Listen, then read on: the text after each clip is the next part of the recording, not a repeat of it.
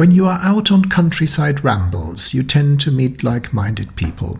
I did, on my walk to Sudeley Wood Roman Villa. Remember, even their dog was nice. When we exchanged notes about how we got there, they told me about a hidden, forgotten water wheel, not far away on the path to Winchcombe. I could not resist.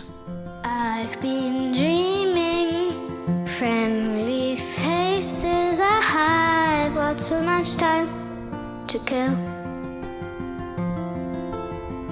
Just imagine people laughing, I know someday we will. One of the tributaries to the River Isbourne, northeast of Cheltenham, is Beesmore Brook. The source of one of its branches is just half a mile south of Sudeley Wood Roman Villa. Only a mile or so downstream it has enough water to drive some machinery, in a location known as Waterhatch. Now apparently there's an old water mill down there in the woods somehow. Let's go and have a look. To the left here is where the sound of water is coming from. So let's go and see what we find.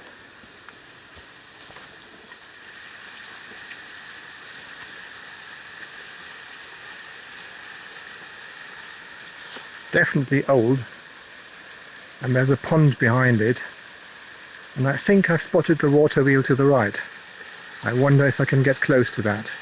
Waterhatch, previously known as French Farm, was a 1,000-acre sheep farm belonging to the Sudeley estate, and it is located a bit more than a mile south of the castle. Mike Lovatt has researched and compiled the little we know about its history, and the few pictures shown here, in his book The River Isbourne in the Service of Mankind in 2012.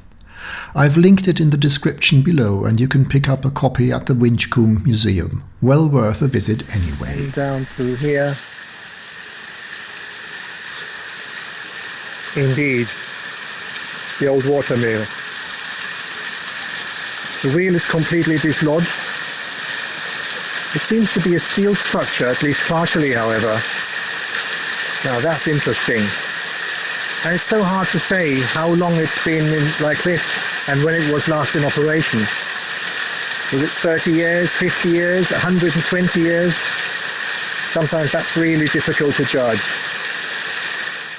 Since the late 19th century, an overshot metal water wheel has helped the farmers with corn grinding, butter and cheese making, and tool sharpening gear. As crumbled as this structure is, the wall seems to have been repointed not that long ago. That's strange. Definitely the door could do with some repair, but you can clearly see where it was. Very low now. That's because it's been filled up at the bottom with all the rubble of the collapsing hut or little house. This could have been the shed housing more machinery and the electric generator driven by the water wheel. I am actually not sure about this, but I think the corrugated tin contraption we see in the black and white pictures would have been a bit too flimsy to house anything involving electricity.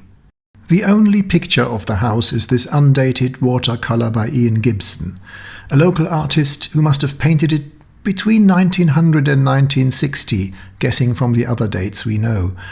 On the left-hand side we can see the axle going from the pulley above the water wheel to the generator shed, the one where the door is missing today. The two black and white pictures look as if they are from the same period, as the rather makeshift-looking weather protection for the axle and pulley system is virtually unchanged. My guess is that these two predate the era of the electric generator, so perhaps 1920s or 1930s. About 100 years lie between this video footage and the black and white picture, and it certainly shows, but it is clear that we are in the same location. The only tenants the slim existing record identifies are the Caulfield family, who farmed Waterhatch from 1945. They found the place with a lot of work to be done to get the mill pond into shape again. When they emigrated to Australia in 1956, the water wheel appears to have mainly driven an electric generator which supplied the house and farming tools. The only thing we know about the following tenants is that their skills as builders left a lot to be desired. While making changes to the farmhouse, they removed a supporting wall and the building partially collapsed. It was then torn down, and today not a trace remains, at least not to the naked eye trying to look through all the undergrowth. This answers the initial question. The water wheel started falling into disrepair from the late 1950s onwards, so all in all not that long ago. And while it is a bit sad that the lovely building from that watercolour is now gone, we have gained yet another mystical and impressive relic of the past here in the northwestern Cotswolds.